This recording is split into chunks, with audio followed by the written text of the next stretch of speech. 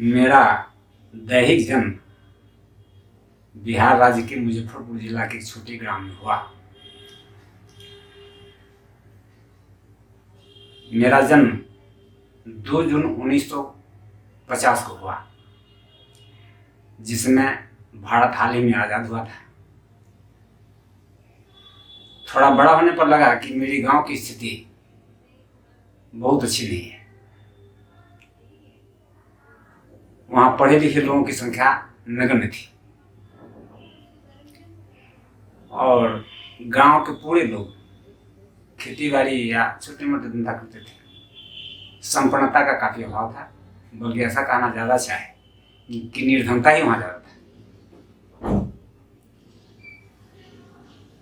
आजादी होने के बाद भारत सरकार ने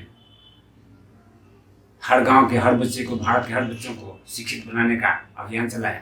उसी दौरान हमारे ग्राम में स्कूल खुला और यह भाग्य की बात है कि उस स्कूल में मेरा दाखिला हुआ और इस तरह से मेरे पढ़ाई का जीवन आरंभ हुआ। एक विशेष बात बताएं कि साथ तो बहुत सारे बच्चे पढ़ते थे, लेकिन उस गांव में मैट्रिक करने वाला मैं पहला व्यक्ति था।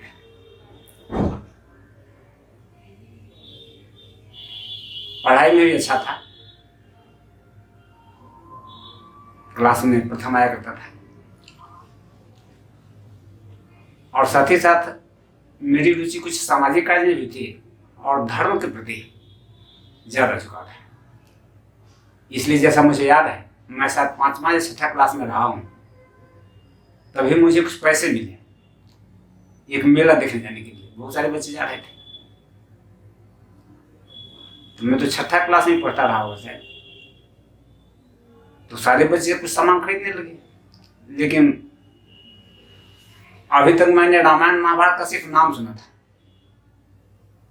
क्योंकि मेरे गांव में तो कोई पढ़ा लिखा था ही नहीं। तो रामायण महाभारत या काव्य आदि क्या होता है इसके विषय में पता कहाँ था।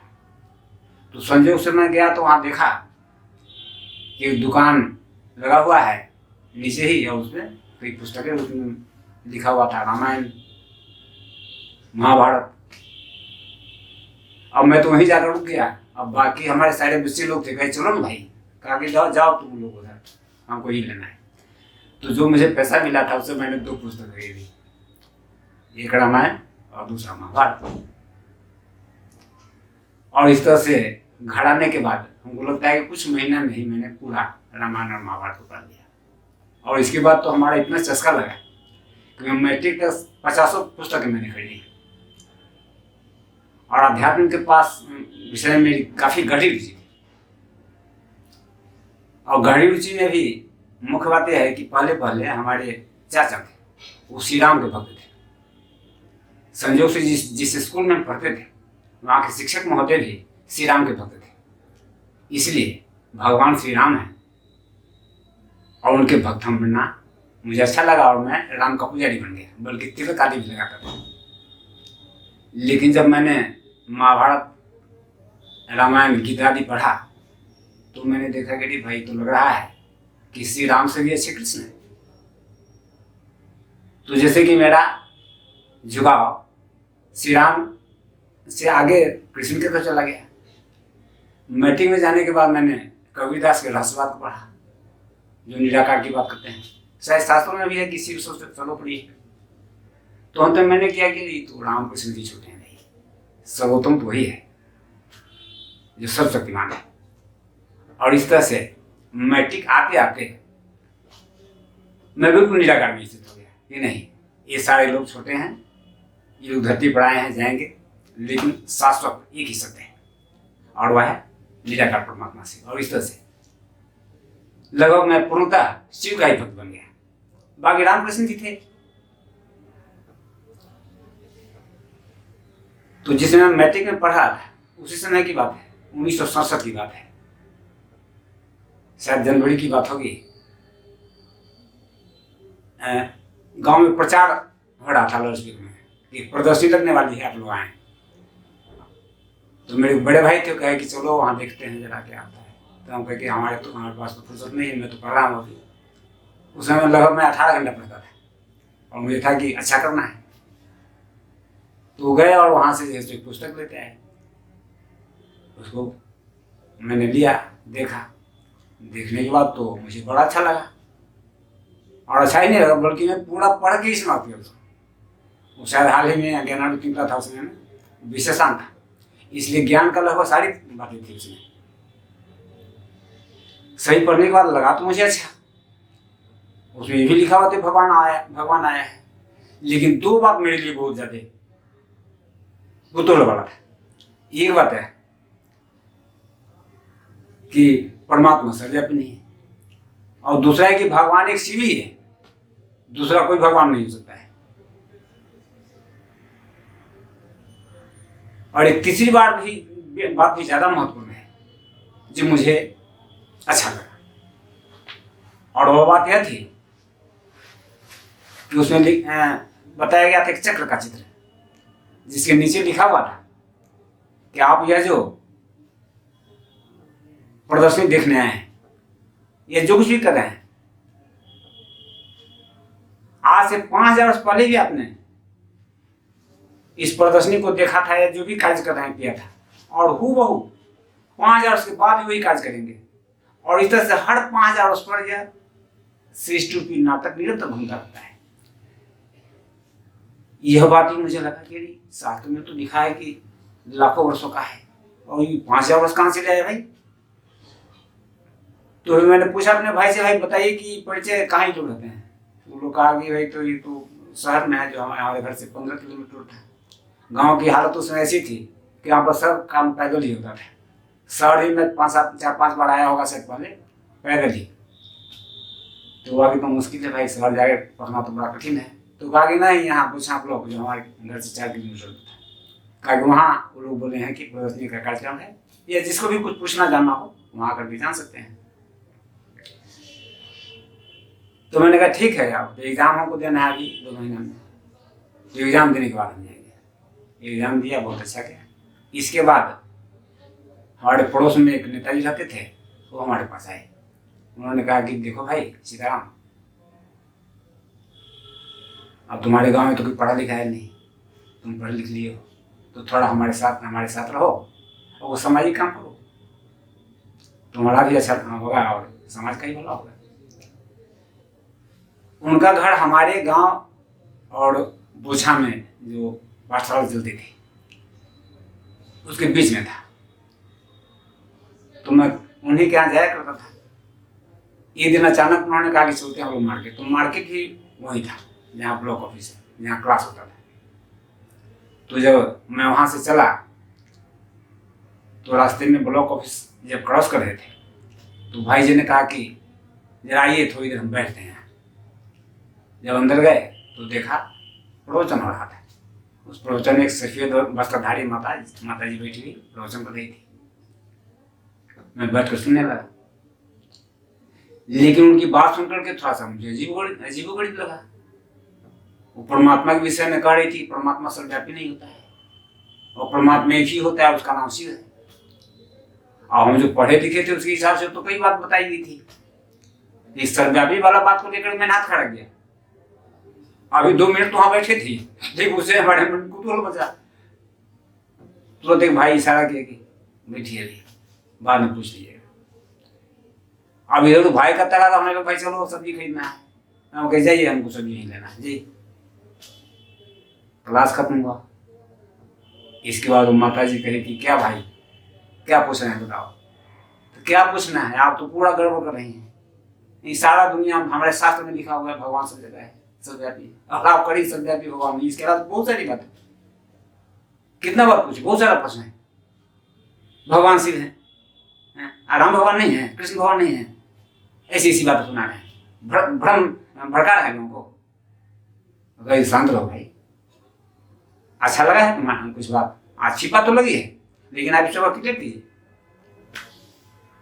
तो उन्होंने कहा कि ठीक है, आप अच्छी तरह जानना चाहते हो तो एक बार में उत्तर नहीं मिलेगा। हमारे यहाँ का नियम है 7 दिन का कोर्स होता है, आप 7 दिन का कोर्स कीजिए, और उसमें शर्त यह भी है कि 7 दिन का पूछना कुछ नहीं है। तो मैंने कहा कि भाई कौन पढ़ाएंगे, आप पढ़ाएंगे और मैं पूछूंगा नहीं, ये कैसे हो सकता है। फिर उन्होंने कहा कि कोई छोटी मोटी बात होगी तो लेकिन पूछ सकते हो, लेकिन वाद विवाद में समय खराब नहीं करना है। कोशिश यह करना है कि लास्ट में ही सारी बात पूछा जाए। फिर तो मैंने पक्का किया और आगे चलिए अभी से शुरू किए, तो नहीं अभी तो देरी हो गई है घर से आना। इस तरह से मैं पूरी लगन से जो नियम कायदा बताया गया 7 दिन मैंने क्लास पूरा किया। और क्लास पूरा होते होते प्रश्नोत्तर तो होता ही था रोज, लेकिन 7 दिन पूरा होते होते मुझे तो लगा ये तो अद्भुत, हमारा तो जीवन ही बदल गया, स्वयं परमात्मा हमारे घर में है। अंतिम दिन कहा, पूछा उन्होंने कैसा लगा? अच्छा तो लगा, अच्छा ही नहीं लगा, तो लगा स्वयं भगवान आ गए हैं। वाह, मैं तो धन्य हुआ। अब आगे क्या करना है माता जी? तो आगे करना है कि रोज पढ़ाई पढ़ना है, तो रोज पढ़ना पड़ेगा। तो पढ़ाई एक दिन का होता है, इसका नाम है प्रजापिता ब्रह्मा कुमारीश्वरी विश्वविद्यालय, तो रोज पढ़ना होता है। लेकिन पहले आपको 7 दिन की पढ़ाई हो गई, तो रोज पढ़ेंगे थोड़ा थोड़ा, तब ना जा करके आपको लक्ष्य भी आपको मालूम हो गया है कि मनुष्य देवता बनना है। तो बिना पढ़े तो होगा नहीं। तो फिर मुरली सुनने में दूसरे दिन आने लगा। तो मुझे लगता है कि शायद 2-4 दिन ही बीता होगा, तो एक पॉइंट आया बाबा के महावाक्य में। मुरली में बाबा ने कहा कि बच्चे प्रदर्शनी करते हो, ज्ञान सुनाते हो, लेकिन किसी बच्चा को निश्चय हो जाए कि बाप आ गया है, तो बस तुरंत भागेगा बाप से मिलने के लिए और रुक नहीं सकता है। तो मुरली के टाइम में ही कहा कि माता जी रुकिए, अब बाद में पूछने को बहुत पूछते रहते हो तुम। फिर क्लास खत्म हुआ तो कहा माता जी देखिए बाबा ने तो बहुत बढ़िया बात की, अब चलिए हमको ले चलिए, या कहीं हमको टिकट करा दिया, चले जाएंगे बहुत सुनेंगे। तो वो कहती है माता जी कैसे होगा? वो बुझते हो कि जैसे दुनिया में तीर्थ यात्रा होता है वैसे है? ऐसा नहीं है। स्वयं भगवान है, भगवान से मिलने के लिए बहुत तपस्या करना पड़ता है। तपस्या की है तभी तो भगवान मिला है, और क्या करना है? बाबा ने आज कहा है बच्चे को जल्दी से आना चाहिए, तो मैं तैयार हूँ हमको कहीं जाने के लिए, आप ले चलिए हमको। अब तो हम पूरा अड़ गए। माता जी कहते नहीं देखो नियम है कि साल भर के बाद ही कोई जा सकता है। तो कहा कि नियम बाबा ने कहाँ बताया है? इसमें बाबा ने तो कहा है कि सुनेगा और निश्चय हुआ और हमारे पास आएगा। आप बताइए इस मुरली में पढ़ के बताइए तो लिखा हुआ है साल भर। और ये बात माता जी तो बहुत जोर लगा रहे, अरे भाई तुम समझो ना, बाबा का कहा हुआ है पक्का नियम धारणा में चलोगे तो साल भर के बाद आना। तो नहीं हम मानने वाले नहीं है, आप बाबा से पूछिए चिट्ठी लेकर। उसमें तो टेलीफोन आ रही था नहीं। अंत में उस बहन जी को माता जी को लाचार होना पड़ा। मेरे सामने उन्होंने पत्र लिखा बाबा को। कुछ दिन बाद पत्र का जवाब आया, तो खास जैसे पत्र को सुनाने के लिए उस दिन आई और हमारे यहाँ खबर भेजी कि उस भाई को जो रखना है, और खुद पढ़ के सुनाए और हमको दी पढ़ने के लिए पढ़ो। तो बाबा का लिखा हुआ था उसमें लाल रंग का, तो वो तो सिंधी भाषा तो समझ में आता नहीं था, हिंदी में था लिखा हुआ। बाबा ने कहा था कि देखो बच्चे बाबा बहुत खुश है, तुम अमूल रत्न हो, तो बाप से मिले बगैर तुम कैसे रह सकते हो? लेकिन बाप की आज्ञा है, बाप की सीमा है कि कम से कम साल भर के बाद। लेकिन जैसा बच्ची ने बताया है, तुम्हें बहुत अंदर में जोश है कि बाबा से मिले और श्रद्धा की चने लिए, इसलिए तुम्हें बाबा की आज्ञा के अनुसार कम से कम 6 महीने का समय बाप दे रहा है। तुम अक्टूबर में आना। अब पढ़ने के बाद मुझे तो थोड़ा तक दुख जरूर हुआ, लेकिन बाबा की आज्ञा थी, उसे तो मानना था ना। और वह दिन समय निकट आया जब अक्टूबर में हम लोग ट्रेन में बैठे। हमारी पार्टी में 4 भाई थे और माता जी थी। सबसे उम्र के हिसाब से सबसे उम्र दराज वह माता जी थी, और उनका नाम था रानी माता। आज भी हमारी दीदी जी हैं, इनका नाम भी रानी दीदी है, लेकिन वो माता जी से थी। तो हमारे पार्टी में माता जी थी और बाकी 4 भाई थे। उस 4 भाई में सबसे छोटा मैं था। मेरा उम्र उसमें 19 वर्ष था। 1967 में बाबा से मिलने के चला। इसमें थोड़ा और मैं आपको बता दूं कि उस जमाने में शादियां बहुत बचपन में हुआ करती थी। तो मेरी शादी की बात मैं तीसरी क्लास में था तब ही हुई थी। लेकिन संजोग की बात है कि मेरी होने वाली सास मर गई, और इसका परिणाम यह हुआ कि 3 साल डिले हुआ। जब मैं 6ठी क्लास में था तब मेरी शादी हुई। और ड्रामा के अनुसार जब मैट्रिक में था तो एक बच्ची का भी जन्म हो गया, जिस बच्ची का नाम हीराबन है, और वर्तमान में ब्रह्मा कुमारी ईश्वरी विश्वविद्यालय बुरहानपुर सेवा केंद्र में रहती है, वहाँ बाबा कार्य कर रही है। तो इस तरह से एक बच्ची थी, एक परिवार छोटा था, बाकी हमारे भाई 2 थे, माता पिता थे। तो इस तरह से सबसे बाकी जो हमारे साथ 3 भाई थे, वे लोग उम्र में बिल्कुल हमारे पिता ऐसे थे। सबका उम्र 50-45 ऐसे था।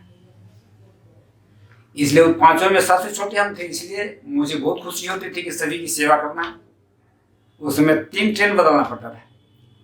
यहाँ से पहले लखनऊ, मुजफ्फरपुर से फिर यहाँ लखनऊ के बाद दिल्ली, फिर दिल्ली से माउंट आबू। इस तरह से बहुत खुशी हम लोग जा रहे थे। जब निकट आया तो मैंने माताजी से पूछा कि माताजी, अभी तो बाबा से आज हम लोग जाके मिलेंगे, और कृपया बताइए कि बाबा को कैसे प्रणाम पाती करेंगे, अभिवादन करना है ना बाबा को। तो माताजी हंसी, क्या बात कर रहे हो, बाबा को प्रणाम करोगे? तो माताजी क्या बात कर रही है, बताइए, जो बाबा हमको 5000 वर्ष के बाद मिलने जा रहा है उसको हम प्रणाम नहीं करेंगे? अरे वो बाप तुमको गोदे मिलेगा तो प्रणाम क्या करोगे? तो उनकी बात से मुझे निर्तर हो गया। फिर भी माताजी प्रणाम तो करना चाहिए बाबा को।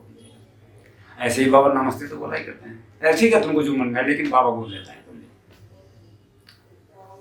इस तरह से हम लोग माउंट आबू पहुँचे, और टाइम शायद 3 बजे का रहा होगा दिन में।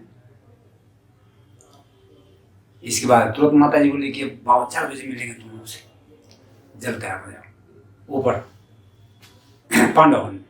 उसमें बस थोड़ा सा जगह था, वो थोड़ा सा स्थान था, और थोड़े लोग भी होते थे। जिस समय हम लोग पहुंचे थे उस समय बताया गया था कि लगभग 300 लोग आ गए हैं।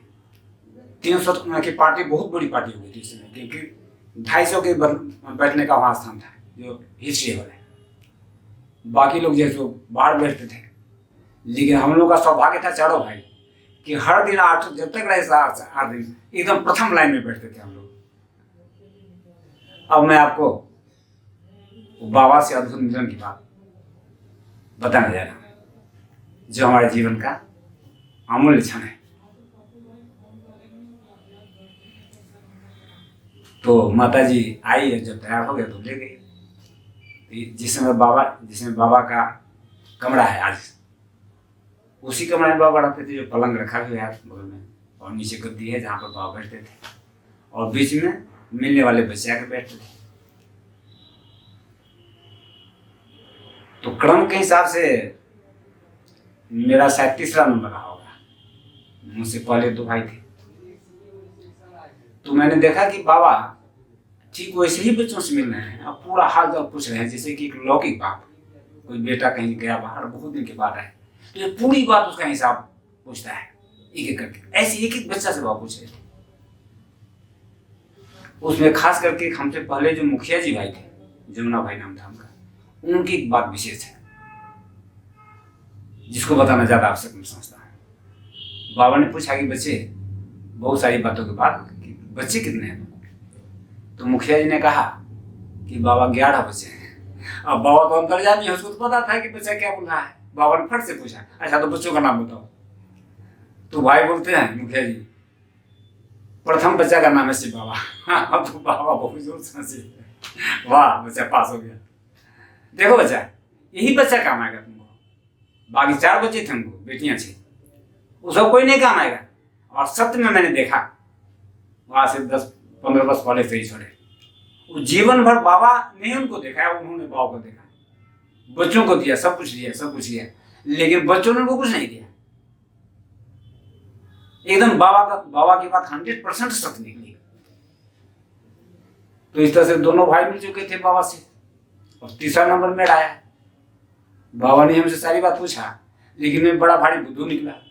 अब मुझसे से बाबा बात पूछते हैं बच्चों का, तो मैंने कहा 1। अब बताइए, कम से कम मुखिया जी से तो शिक्षा लेनी चाहिए भैया। 10 को 11 कर सकते थे तो हमको भी तो 1 को 2 करना चाहिए था। लेकिन अब मेरे पास समझ इतना था तो क्या करें, मैंने सिर्फ कहा एक बेटी है। इसके बाद सारी बात सुनने के बाद वो अद्भुत क्षण और सामने आ रहा है। सुनते ही मेरा हृदय, बाबा ने कहा बस बाप तो जरूर मिला पीछे और मिलेगा भी। इस साल भर के बाद आना पीछे, फिर बाबा तुम भूल जाएगा और तो यह कर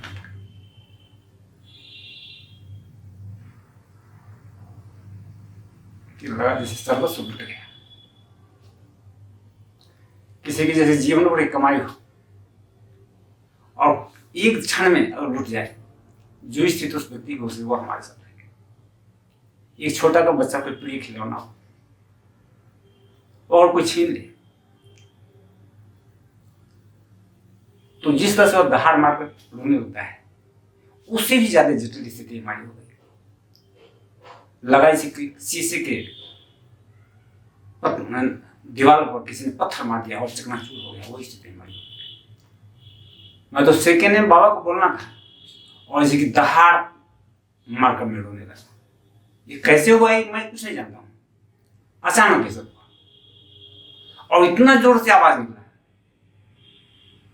कि बाबा भी गड़ी क्या कर रहा है बच्चा, सभी को बाहर जाओ, सभी लोग बाहर चले गए। मैं तो हमारा आंसू गिर रहा है, मुझे लगता है मेरा कपड़ा ही भिज गया पूरा। अब बाबा रोक रहे हैं बच्चे रुको, अरे बच्चा रुकने वाला कहाँ था, रुकने वाला रहेगा क्या, होश रहे तब तो ये क्या हो रहा है मुझे ही पता नहीं। मैं तो इतना अरमान से आया था कि 5 वर्ष के बाद जो हमारा बाबा मिला है और वह कहते कि साल भर के बाद है ना, ये सोचने का मौका मुझे कहाँ मिला, ये तो अचानक हो गया। बाबा को बोलना था ऐसी बजे बात मेरे को। अब सुख के सागर के सामने मैं दुख के सागर में जैसे गोतर डूब रहा था। अब बाबा को भी लग रहा था कि बच्चा क्या कर रहा है। बाबा को बोले बच्चे शांत हो शांत। अंतिम बाबा को बोलना पड़ा, अच्छा बच्चे गोद लेगा, रुको बच्चे। और जब बाबा ने तैयो रुकने में, इसके बाद ही लगता है कि 2-3 मिनट को समय लगा होगा। दम चढ़ रहा था, आंसू गिर रहे थे, लगता था कि अब सही तो बस जाइए नहीं, जीवन ही करना है। 2-3 मिनट के बाद जब थोड़ा सा राहत मिला, फिर बाबा ने कहा देखो बच्चे, किस बाप से मिलने आए हो, उस बाप को अच्छी तरह समझ गए हो ना, पवित्रता का सागर है और पवित्रता की स्थापना करने के लिए भगवान आए हैं, इसका वचन तुम्हें देना पड़ेगा। मैंने कहा भगवान बाबा बिल्कुल हम तैयार है, इस व्रत का पालन हम करेंगे। इसके बाद वो क्षण आता है जब बाबा गोद में देते हैं बच्चों को। तो गोद में लेने वाली बात में भी एक हंसी की बात आती है।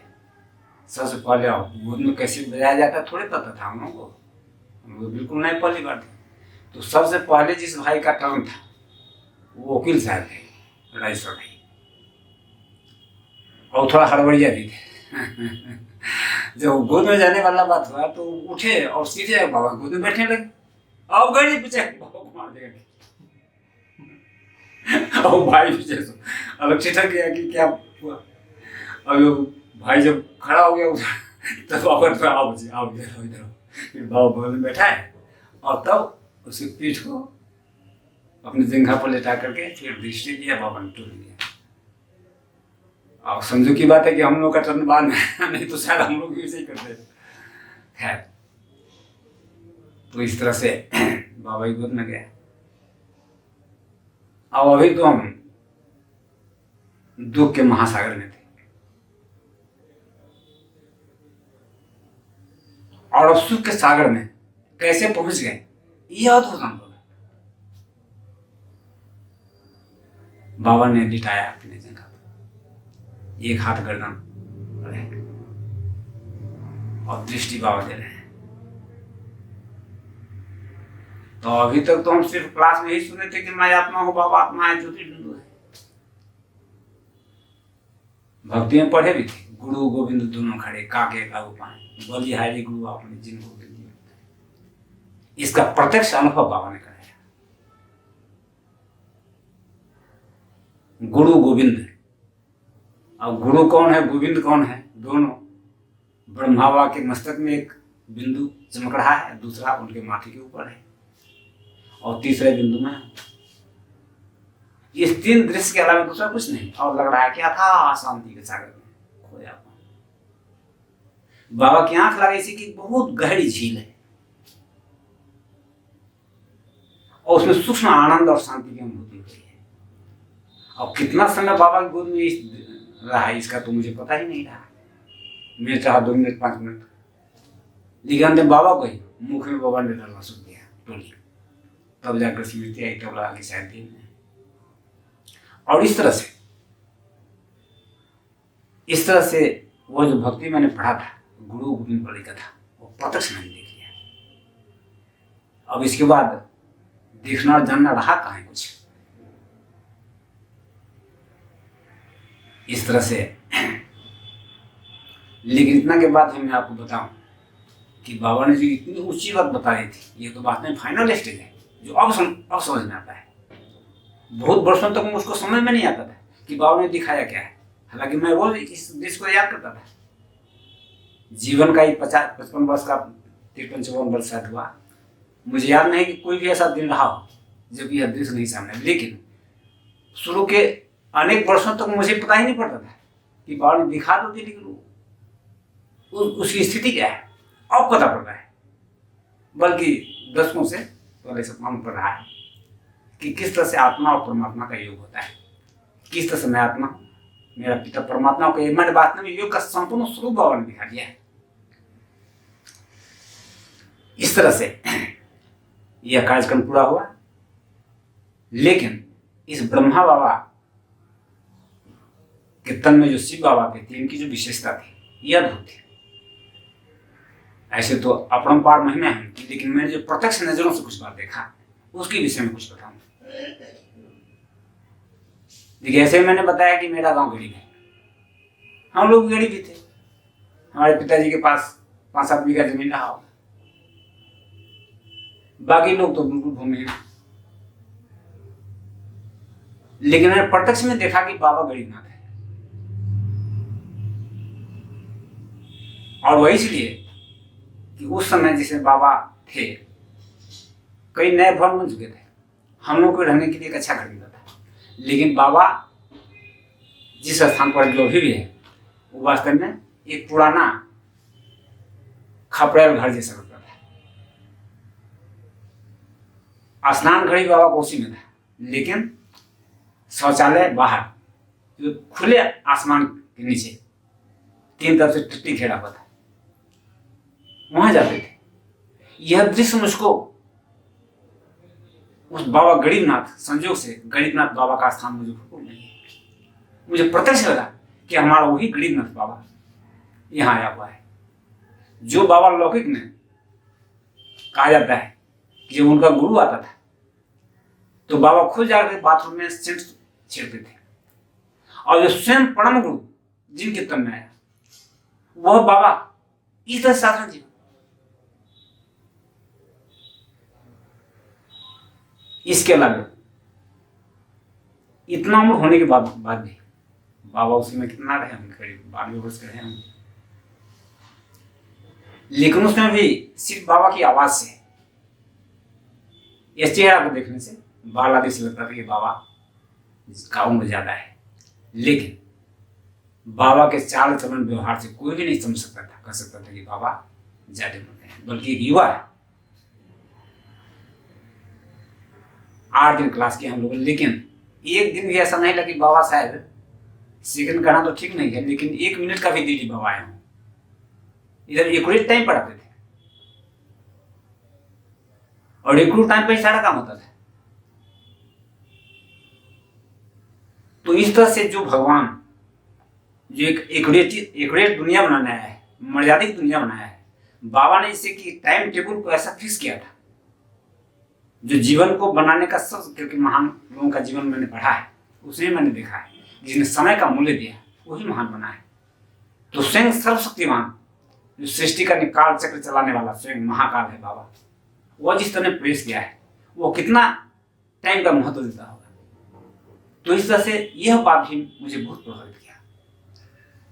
इसके अलावा मैं देखता था कि बाबा पढ़ाने के टाइम में तो टीचर होते थे, बाकी बाबा पिता के रूप में भी, गुरु के रूप में भी, सखा के रूप में बाबा वहां पर वॉलीबॉल खेला, क्या कहते हैं वॉलीबॉल, क्या कहते हैं उसको, हाँ खेला करते थे। तो उसमें भी खेलने का हमको मौका मिला और लगता है कि बाबा बहुत हंसाते भी थे। क्लास करने के बाद बाबा जब निकलते थे तो बच्चे पीछे पीछे होते थे, तो हमको लगता है कि बाबा सिर्फ कदम तेजी से बढ़ाते थे और बाकी लोग दौड़ते थे। इतना उड़ने के बाद इतना बाबा में नहीं था। तो इस तरह से बाबा की जो सादगी, बाबा के अंदर जो सभी बच्चों के प्रति प्रेम था, समय का बहता था, बाबा में जो निश्चय था, बाबा में जो त्याग की भावना थी, समर्पण था, ये सब कुछ इतना स्पष्ट देखने में लगा कि वास्तव में यह व्यक्ति ही ऐसा है जिसके तन में भगवान आ सकता है। और भगवान ने अगर इनको चुना है तो निश्चित रूप से उनके नजर में सारे विश्व में एक ही व्यक्ति नजर आया है। इस तरह से 7 दिन पूरा हुआ और जाने का समय आया, और जाने की बात आते ही तो फिर वही स्थिति हमारी पैदा हो। बाबा जाए कहाँ, तो आपसे दूर कहाँ जाए बाबा। तो उसने बाबा गले से गले मिलते थे, उसने बाबा ने एक आशीर्वाद दिया मुझको, आशीर्वाद करना ही अच्छा है। और लोग क्या बोला मुझे याद नहीं है, लेकिन बाबा मुझे गले मिलने के टाइम में बोले बच्चे जीते रहना। और ये खुशी और आश्चर्य की बात है कि मैं जीवित हूँ और रहूँगा।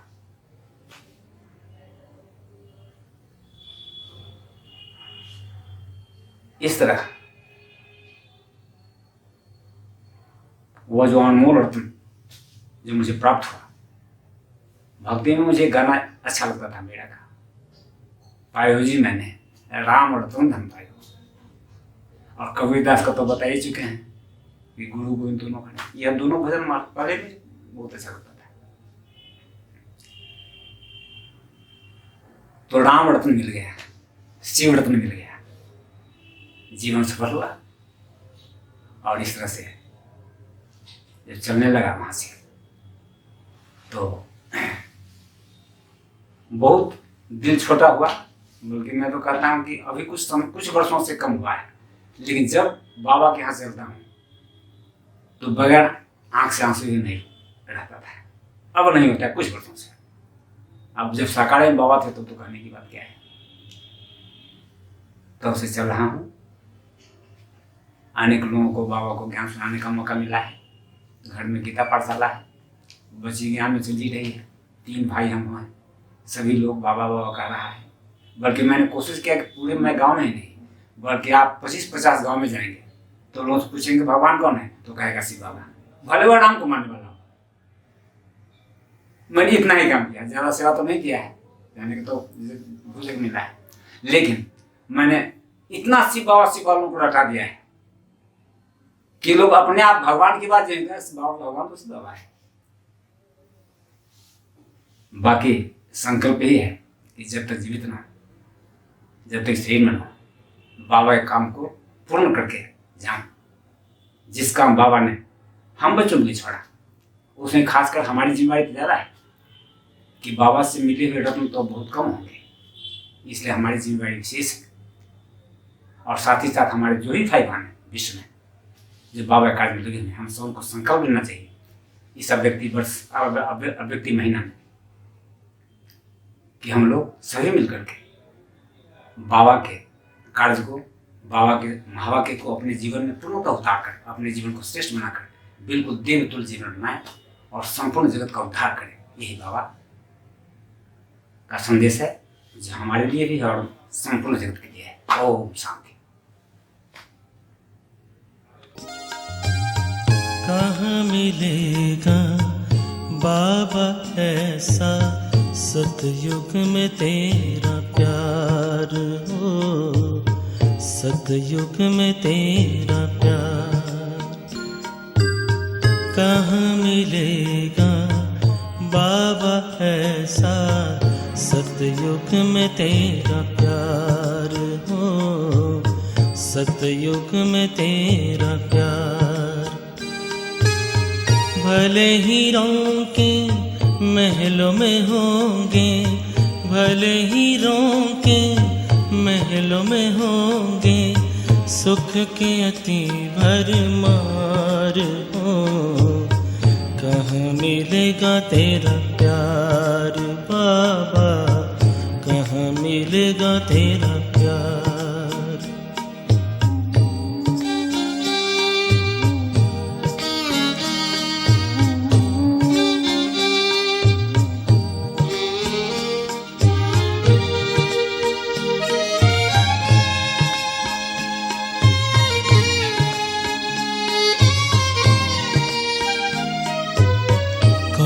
सुनाएगा मुरली वहाँ, बाबा बिना दिल लगेगा कहाँ। कौन सुनाएगा मुरली वहाँ, बाबा बिना दिल लगेगा कहाँ। कौन करेगा तेरे सिवा बाबा, कौन करेगा तेरे सिवा बाबा, रोज हमें श्रृंगार हो, कहाँ मिलेगा तेरा प्यार बाबा, कहाँ मिलेगा तेरा प्यार।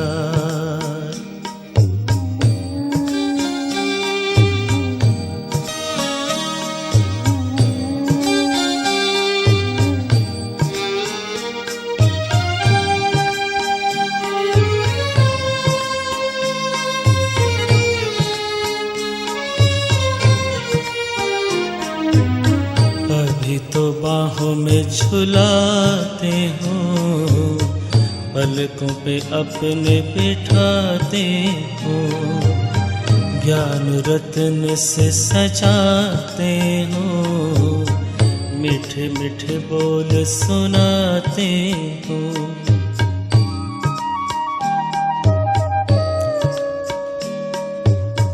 अभी तो बाहों में झुलाते हो, पलकों पे अपने बिठाते हो, ज्ञान रत्न से सजाते हो, मीठे मीठे बोल सुनाते हो। कैसे भूलेंगे तेरा बाबा, कैसे भूलेंगे तेरा बाबा, प्यार और दुलार हो, सतयुग में तेरा प्यार हो, सतयुग में तेरा प्यार।